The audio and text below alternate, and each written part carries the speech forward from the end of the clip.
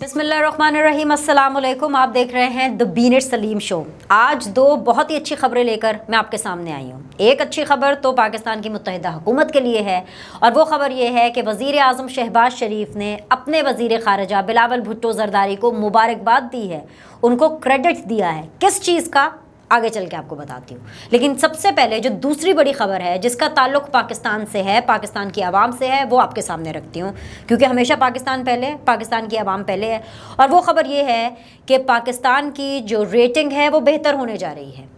पाकिस्तान का जो पासपोर्ट है उसकी भी वैल्यू बेहतर होने जा रही है इंशाल्लाह। वो इसलिए क्योंकि फैटफ ने पाकिस्तान को ये कहा है, अपनी रीसेंट जो भी मीटिंग्स और मुलाकातें हो रही हैं पाकिस्तान के वक्त के साथ बर्लिन में, इसमें उन्होंने फैटफ ने अपने इत्मीनान का इजहार किया है।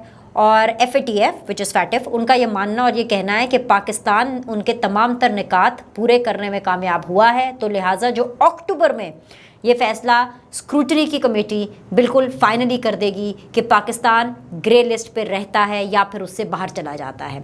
अगर हम हिना रबानी खर साहिबा की माने और जिस तरीके से इन मीटिंग्स की डेवलपमेंट्स हुई हैं फैटफ के साथ, तो पाकिस्तान के लिए बहुत अच्छी खबर हतमी तौर पर ठोस तरीके से सामने आने वाली है। और वो ये है कि बहुत जल्द आप देखेंगे कि पाकिस्तान जो है वो फैटफ की ग्रे लिस्ट से बाहर निकल जाएगा। अब बात ये करते हैं उस मुबारकबाद की जो मुत्तहिदा हुकूमत ने दी, और फिर उसके बाद दीगर तफसीलें हैं इसी खबर के हवाले से जो कि मैंने आपके साथ शेयर करनी है, आपके सामने रखनी है। वो ये है कि शहबाज शरीफ ने भाई बिलावल भुट्टो को इस हवाले से मुबारकबाद दी है, और उन्होंने कहा है कि सिर्फ़ और सिर्फ ये आपकी नहीं, आपकी पूरी टीम की जो कॉन्ट्रीब्यूशन है जिसकी वजह से पाकिस्तान को इतनी बड़ी कामयाबी मिली है कि फैटफ ने तसल्ली का, इत्मीनान का, सेटिस्फैक्शन का इजहार किया है। तो ये एक अच्छी चीज़ है, और इसलिए मैं अच्छी चीज़ कह रही हूँ हुकूमत के लिए, क्योंकि मुत्तहिदा हुकूमत पाकिस्तान पीपल्स पार्टी नून लीग को लेकर के ना बहुत ज़्यादा वो क्या कहते हैं गड़बड़ेशन चल रही थी। इसलिए गड़बड़ चल रही थी बिकॉज पंजाब के अंदर अभी तक आपको पता है कैबिनेट फाइनल नहीं हुई है। पंजाब के हवाले से आसिफ अली जरदारी जो है वो बार बार पंजाब का दौरा करते रहे हैं, हमजा से उनकी मुलाकातें होती रही हैं सिर्फ कैबिनेट की तश्कील देने के हवाले से, जो कि अभी तक हतमी तौर पर पूरी नहीं हुई है। तो कहा यह जा रहा था कि लगता है कि कोई मिसट्रस्ट है PMLN और पाकिस्तान पीपल्स पार्टी के अंदर। नंबर वन, एक तो ये कि उन्होंने मुबारकबाद दी है शहबाज शरीफ ने बिलावल को, तो उससे एटलीस्ट ये चीज़ तो डाई आउट कर गई कि जी कोई ना कोई प्रॉब्लम है इन दोनों पॉलिटिकल पार्टीज़ के बीच में। दूसरी बात है कि पिछले कुछ अरसे से जब से मुत्तहिदा हुकूमत बनी है, जिस तरीके से हुकूमत के मामलात चल रहे थे, उसमें ये भी कहा जा रहा था कि PMLN ने जो है वो देर कर दी फैसले करने में। क्या देर कर दी? वो ये देर कर दी कि जरदारी साहब, पाकिस्तान पीपल्स पार्टी, बिलावल शुरू से ही बड़ी क्लियर थी कि जब वोट ऑफ नो कॉन्फिडेंस के नतीजे में इनकी हुकूमत बनेगी, एक मुत्तहिदा हुकूमत बनेगी, तो सख्त फैसले और कड़े फैसले किए जाएंगे। लेकिन PMLN, जब शहबाज शरीफ ने अपना ओथ लिया, वज़ीर आज़म बने, तो PMLN की तरफ से सोर्सेस की माने तो, इतलात की माने तो थोड़ी सी रिलक्टेंस नज़र आ रही थी, थोड़ी सी हिचकिचाहट नज़र आ रही थी। इसलिए हिचकिचाहट नज़र आ रही थी कि भाई ये मुश्किल फैसले जो है महंगाई के हवाले से, प्राइसेस इंक्रीज़ के हवाले से, वो ये इनिशियली खुद से नहीं करना चाह रहे थे, और वो ये डिसाइड नहीं कर पा रहे थे कि उनको हुकूमत में आगे चलना है कि उनको इलेक्शन की तरफ आगे बढ़ना है। लेकिन फिर उसके बाद आप जानते हैं कि बरतानिया का दौरा हुआ पूरी काबीना का, जो कि अपेरेंटली दौरा तो निजी था लेकिन उसका मकसद ऑफिशियल था। और जब वो लंदन गए और फिर जिस तरह आसिफ अली जरदारी साहब ने आके ब्रीफिंग भी दी मीडिया को और तमाम तर लोगों को बताया कि भाई अब ऐसी इस तरह की कोई बात नहीं है, हमने डिसाइड किया है कि हम सब मिल करके जो है वो आगे चलेंगे। तो पीपल्स पार्टी के बहुत से लोगों का ये मानना है कि जो देर हुई है IMF के साथ मुज़ाकरात के नतीजे में, वो इस वजह से हुई है क्योंकि PMLN ने अपना फैसला पहले नहीं किया था कि आया उनको इस हुकूमत में रहना है या फिर उनको आगे इलेक्शन की तरफ बढ़ना है, जिसकी वजह से जो मामलात हैं वो थोड़े से डिले हुए और बर वक्त फैसले पहले पाकिस्तान तहरीक इंसाफ ने नहीं किए, फिर उसके बाद PMLN ने नहीं किए, तो इसकी वजह से IMF के साथ जो मामलात हैं वो थोड़े से जो हैं वो डिले का शिकार है। खैर जी, तो जब ये मुबारकबाद दी है शहबाज शरीफ ने बिलावल को, cut to that's main story, जो कि आज की इत्तेहादी हुकूमत के लिए एक बड़ी अच्छी खबर बनकर सामने आई है, वो उससे ये चीज़ भी डाई आउट करती है कि वो अगर कहीं पे कोई सर्द एक बर्फ़ जमी हुई थी दोनों पॉलिटिकल पार्टीज़ के बीच में, वो भी आज थोड़ी सी ब्रेक हुई है इस फैक्टिव के पूरे मामले को लेकर के। अच्छा जी, अगर हम ये FATF की बात करें इन डिटेल, और उसके बारे में हम ये जानने की कोशिश करें कि भाई ग्रे लिस्ट क्या होती है और ग्रे लिस्ट में आना कितना ख़तरनाक होता है, और इसका पाकिस्तान को तो चले फ़ायदा है, पाकिस्तान की क्रेडिबिलिटी, पाकिस्तान की रेटिंग बेहतर होगी, लेकिन इसका आवाम को क्या फ़ायदा है, ये बड़ा सवाल किया जाता है। तो ज़रा इस हवाले से थोड़ी बात कर लेते हैं। वो इसलिए आवाम को इसका फ़ायदा है क्योंकि हम अक्सर ये सुनते हैं ہر پولیٹیکل پارٹی آتی ہے اور وہ کہتی ہے کہ جی ہم پاکستان کے پاسپورٹ کو عزت دلائیں گے، ہم پاکستان کو جو ہے انٹرنیشنلی اس کا وہ مقام دلائیں گے. وہ مقام اور وہ عزت، وہ جو کریڈیبلٹی ہے فائنانسز کے اعتبار سے تو بالکل ہوتی ہے، لیکن ایک ماحول کے اعتبار سے بھی ہوتی ہے. ماحول ان دا سینس کہ فیٹف ان ممالک کو اپنی گرے لسٹ میں ڈالتا ہے جن کے بارے میں ان کو تسلی نہیں ہوتی کہ وہ ان کی جو ایک چیک لسٹ ہے کس حوالے سے، منی لانڈرنگ کے حوالے سے، یعنی anti money laundering number 1، and number 2 دہشت گردی کی جو مالی معاونات کے حوالے سے جو معاملات ہیں اس ملک کے وہ کیسے ہیں. تو پاکستان 2008 کے اندر پہلی بار فیٹف کی گرے لسٹ پر آیا تھا، اور وہ انہی دونوں بیسس کے اوپر آیا تھا. ایک تو اینٹی منی لانڈرنگ کے حوالے سے معاملات پاکستان کے تسلی بخش FATF کو نہیں لگے، اور دوسرا دہشت گردی کے حوالے سے جو معاملات تھے اس میں جو مالی معاونت کے حوالے سے جو معاملات تھے وہ جو ہے FATF کو بہتر نہیں لگے. تو FATF نے 2008 میں for the very first time Pakistan کو گرے لسٹ میں ڈالا. لیکن ہم نے دیکھا کہ تب یہ بہت بڑی خبر بنی، بہت کنسرن بھی ہوا، اور کنسرن ہونا بھی چاہیے. تو پھر اس کے بعد ہم نے دیکھا کہ 2010 میں حکومتوں نے کچھ محنت کی اور فیٹف سے وہ گرے لسٹ سے اس کو باہر نکال دیا، لیکن زیادہ دیر کے لیے خوشی نہیں چل سکی. 2012 کے اندر دوبارہ پاکستان کو گرے لسٹ میں ڈالا. پھر اس کے بعد جب نون لیگ کی حکومت آئی وچ از ان 2015، تو تب میاں صاحب وغیرہ نے بڑی محنت شنت کی، ساگ ڈار صاحب نے بھی کچھ ان کے ایشوز وغیرہ فائنینشیل جو طریقے سے اس معاملات کو دیکھا، اور ہم نے دیکھا کہ جو ہے وہ پاکستان 2015 کے اندر اس گرے لسٹ سے واپس آ گیا. لیکن پھر بھی یہ زیادہ دیر کے لیے نہیں ہوا. 2018 کے اندر دوبارہ پاکستان FATF کی گرے لسٹ میں چلا گیا، اور 2018 کے بعد سے ابھی تک فائنلی وہ گرے لسٹ سے باہر نہیں نکلا ہے. اب یہ ایک راحت، ایک خوشی کی خبر آئی ہے جو کہ ہمیں ہنا ربانی کھر صاحبہ نے بھی سنائی، اور جیسے یہ خبر سننے کی دیر تھی، جیسے یہ خبر آنے کی دیر تھی کہ بھئی FATF نے اطمینان کا اظہار کیا ہے کہ بھئی پاکستان ان کی جو ایک معیار ہے اس کے اوپر پورا اتر رہا ہے، تو ہم نے دیکھا کہ ہر کوئی اس کا کریڈٹ لینے کے لیے آ گیا. وہ PTI والے آ گئے کہ بھئی جی کریڈٹ تو ہمارا بنتا ہے، پاکستان تحریک انصاف کا بنتا ہے، اس لیے پاکستان تحریک انصاف کا کریڈٹ بنتا ہے کیونکہ جی تمام تر جو اس سے پہلے میٹنگز اور معاملات ہوتی رہیں وہ پاکستان تحریک انصاف نے کی تھی 2018 آنورڈز. ٹھیک ہے، بالکل پاکستان تحریک انصاف نے کی.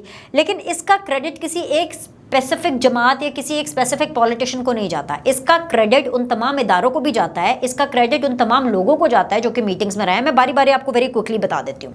سب سے پہلے تو یہ کہ جب 2018 میں تیسری دفعہ پاکستان گرے لسٹ میں گیا FATF کی، جس کے بعد سے ابھی تک وہ نہیں نکلا ہے، تو اس بیچ میں بہت سے معاملات ہوئے. پاکستان نے نو ڈاؤٹ بہت زیادہ اس بیچ میں کام بھی کیا تاکہ FATF کی جو بھی چیک لسٹ ہے اور جو ایک کوالٹی اور اسکروٹنی کی جو بھی ان کے معاملات ہیں، جو نکات ہیں، اس کے اوپر وہ پورا اترے. تو 2019 کے اندر ایک ہائی رسک پر کالعدم تنظیموں کو رکھنے کا فیصلہ کیا گیا کہ جو بھی کالعدم تنظیمیں ہیں ان کو اسکروٹنی میں رکھا جائے گا پاکستان کی طرف سے، نمبر 1. اس کے بعد 2019 کے اندر یعنی سیم ایئر ہم نے دیکھا کہ کسٹمز والوں نے دہشت گردی کے حوالے سے اور اس کی معاونت کو، مالی معاونت کو روکنے کے حوالے سے ایک فیٹف سیل بنایا. ٹھیک ہے، تو کسٹمز میں اپنا کام کیا. FBR نے بھی سیم ایئر FATF کا ایک سیل بنایا، تو FBR نے بھی اس میں اپنا کام کیا. اس کے بعد ہم نے دیکھا کہ وزارت داخلہ میں 2019 میں ہی FATF کا ایک سیل بنا، وزارت داخلہ نے بھی اس حوالے سے کام کیا. نیب بھی اس میں پیچھے نہیں رہی ہے. 2021 میں نیب نے دیر سے ہی، لیکن نیب نے 2021 کے اندر FATF کے حوالے سے اپنا ایک سیل بنایا. تو تمام اداروں نے گورنمنٹ کی انسٹرکشنز کے انڈر اپنے اپنے وہ ادارے بنائے اور اس کے اوپر کام کرنے کی کوشش کی. لیکن معاملہ جو ہے نا وہ تھوڑا سا گڑبڑ ہو گیا 2020 کے اندر، کیونکہ 2020 کے اندر ایسا کیا ہوا، 2020 کے اندر جب FATF نے یہ بولا کہ 27 ان کے جو نکات ہیں اس میں سے 21 پوائنٹس پر 21 پوائنٹس پر پاکستان جو ہے وہ پورا اترتا ہے، اور یہ بڑی اچھی خبر ہے. اور عنقریب پاکستان نے اگر باقی 6 پوائنٹس بھی پورے کر لیے، 27 آؤٹ آف 27 پوائنٹس ان کے ہو جاتے ہیں، تو پاکستان بالکل گرے لسٹ میں سے باہر نکل سکتا ہے. لیکن سیم ایئر ہم نے دیکھا کہ حافظ سعید کو 5.5 سال سزا سنائی جاتی ہے. یہاں تک معاملات بالکل ٹھیک جا رہے تھے. لیکن اس کے بعد پاکستان تحریک انصاف کی، کیونکہ اس ٹائم پر حکومت تھی، اور پاکستان تحریک انصاف کی حکومت کے ایک بہت ہی پاورفل کیبنٹ منسٹر نے کچھ ایسے بیانات دے دیے جس کے حوالے سے ریزرویشنز ہوئی FATF کو. حماد اظہر صاحب اس ٹائم پر بالکل بات چیت کر رہے تھے FATF کے ساتھ، no doubt about it. Hammad Azhar نے اس کے اندر کافی زیادہ کنٹریبیوشن کیا. لیکن جب حافظ سعید کو 5.5 سال سزا سنائی گئی تو وہ کیبنٹ منسٹر جو کہ ہیں شہریار آفریدی صاحب اس ٹائم پر PTI کے، انہوں نے حافظ سعید کی سپورٹ کے اندر بیان دیا. وہ بیان کیا تھا آپ خود ہی پہلے سن لیجئے، اس کے بعد آپ خود ہی فیصلہ کیجئے گا کہ کوئی بھی جو اس بیان کو سنے گا وہ کنفیوز تو ہوگا، اس کے کنسرنس تو ہوں گے, اس کی پریشانی تو ہوگی. ذرا وہ بیان سنیے جی جو شہریار آفریدی صاحب کہہ رہے ہیں. انشاءاللہ کوئی مائی کا لال جب تک ہم اسمبلی میں اور تحریک انصاف ہے, حافظ سعید صاحب کو تو چھوڑے, جو پاکستان کے لیے حق اور کلمہ حق کا ساتھ دے گا ہم اس کا ساتھ دیں گے انشاءاللہ. یہ ہمارا ایمان ہے, ہمارا ایمان ہے. یہ آپ اور میری آپ سے التجا ہوگی کہ آپ خود اسمبلی میں آئے بیٹھے اوپر, پھر دیکھیں. آپ نے سنا. اب اس کے بعد جب ایک پیرس کے اندر ان کی ایک میٹنگ ہوئی اکارڈنگ ٹو دا سورسز, جس کے اندر آبویسلی حماد اظہر صاحب نے پاکستان کو ریپرزینٹ کیا, پاکستان کی ایک ٹیم کی طرف سے ریپرزنٹیشن وہاں پر کی گئی, تو وہاں پر حماد اظہر صاحب اور پاکستان تحریک انصاف سے یہ پوچھا گیا کہ آپ کے جو کیبنٹ منسٹر ہیں ان کے جو کامنٹس ہیں اس حوالے سے they are of high concerns, تو اس کے اوپر جو میجر ایک بریک تھرو آنا تھا وہ نہیں آ سکا, اور وہاں سے معاملات اگر آپ کہیں کہ ایک ڈیڈ لاک پر چلے گئے تو کچھ غلط نہیں ہوگا. اس کے بعد اب ہم نے دیکھا کہ ایک پیش رفت ہوئی. وہ پیش رفت کیا ہوئی کہ بلاول بھٹو زرداری نے جب سے وزارت خارجہ کا اپنا اوتھ لیا ہے ود دا کولیبوریشن حنا ربانی کھر صاحبہ کی ایکسپیرینس کے ساتھ, کیونکہ پاکستان کی ہسٹری کے اندر حنا ربانی کھر صاحبہ ابھی تک کی سب سے زیادہ ریسنٹ ٹائمز میں کامیاب وزیر خارجہ رہی ہیں, تو حنا ربانی کھر اینڈ بلاول بھٹو زرداری ان کی کولیبوریشن کے ساتھ جو ہے جب یہ معاملات آگے بڑھے تو ایف اے ٹی ایف کو تسلی ہوئی, بیکاز یہ چیز بڑی امپورٹنٹ ہوتی ہے. یہ آئی ایم ایف کے معاملے میں بڑی امپورٹنٹ ہے. شاید آپ لوگ اس چیز کو سمجھے نہ سمجھے, لیکن یہ چیز کیونکہ ڈپلومیٹک معاملات میں انٹرنیشنل فورمز کے اوپر یہ چیزیں بڑی امپورٹنٹ ہوتی ہیں کہ آپ پاکستان کو پچ کیسے کر رہے ہیں, پاکستان کو آپ ایسے کنٹری لوگوں تک کیسے پہنچا رہے ہیں انٹرنیشنلی, چاہے وہ آئی ایم ایف ہو چاہے وہ ایف اے ٹی ایف ہو. ٹھیک ہے کہ آپ بات کس چیز پہ کر رہے ہیں. صرف آپ یہی کہیں گے کہ بھئی ہم ایک اٹامک پاور ہے اینڈ دیٹس اٹ. اب تو بہت سے ایسے ممالک ہیں جو کہ اٹامک پاور بن چکے ہیں, تو جو بیرونی ممالک ہیں, یورپ ہے فار دیٹ میٹر اسپیسیفکلی, وہ صرف اور صرف اس چیز کے اوپر جو ہے وہ تسلی اور اطمینان کا اظہار نہیں کرتا کہ اچھا جی ایک نیوکلیر پاور ملک ہے تو کیا ہو گیا. آپ کو اور بھی بہت سی چیزیں ان کو پچ کرنی پڑتی ہیں, جو کہ اس دفعہ حنا ربانی کھر ان کی ٹیم نے, بلاول بھٹو زرداری اور ان کی ٹیم نے جو ہے ود آل دا تھنگس جو کہ بیک گراؤنڈ میں جیسے میں نے آپ کو بتایا کہ جو ہر ادارے نے کام کیا پچھلے اتنے سالوں میں, اس کو اس طریقے سے مارکیٹ اور پچ کیا ایف اے ٹی ایف کے سامنے کہ ایف اے ٹی ایف کو تھوڑی سی تسلی ہوئی. سو وہ کہتے ہیں نا فنگرز کراسڈ. اور جو حنا ربانی کھر نے خود اپنے منہ سے جس طرح سے بات بتائی ہے, حال بتایا میٹنگ کا, برلن کا, وہ آپ لوگوں نے سنا بھی, اور جس طریقے سے وہ کہہ رہی ہیں آپ کو بالکل مزید بھی وہ سنواتے ہیں. سو اسی اچھی خبر کے ساتھ, فنگرز کراسڈ ہونے کے ساتھ, ہم یہ دعا کرتے ہیں کہ پاکستان بہت جلد از جلد پرماننٹلی انشاءاللہ گرے لسٹ سے باہر نکلے گا, اور اس سے پاکستان کے نام تو بہتر ہوئے گا, اور پاکستان کی عوام کو بھی اس کا یہ فائدہ ہوگا کہ اگر پاکستان کے پاسپورٹ کو عزت ملے گی, پاکستان کی کریڈیبلٹی بہتر ہوگی, پاکستان کا اگر مقام بڑھے گا تو آف کورس پاکستان کی عوام کا بھی مقام بڑھے گا. سو یہ دو اچھی چیزیں تھیں جو کہ میں آپ کے سامنے کرنا چاہتی تھی. انشاءاللہ تعالیٰ اگلے ویلاگ کے اندر میں آپ سے ملاقات کروں گی. لائک کریں, سبسکرائب کریں, آپ کے فیڈ بیک کا انتظار رہے گا. اللہ حافظ.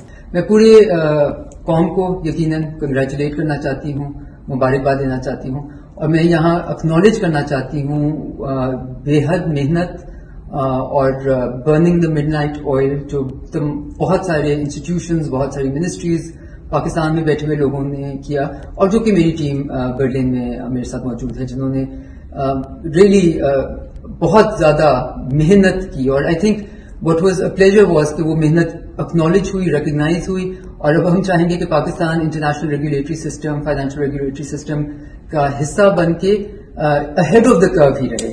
سو ونس اگین میری طرف سے پوری قوم کو مبارکباد. پاکستان زندہ باد.